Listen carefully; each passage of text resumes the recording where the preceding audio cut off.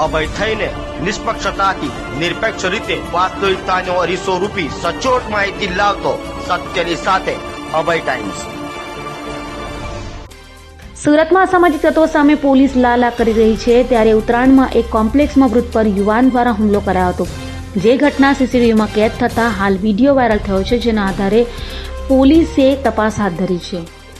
સુરતમાં માથાભારે ઈસમો હવે તો વૃદ્ધોની પણ ઇજ્જત ન કરી હુમલો કરતા હોવાનો બનાવ સામે આવ્યો છે। વાત એમ છે કે સુરતના ઉત્તરાયણ ખાતે આવેલ રોયલ સ્ક્વેરમાં એક અસામાજિક યુવાને વૃદ્ધ પર હુમલો કર્યો હતો।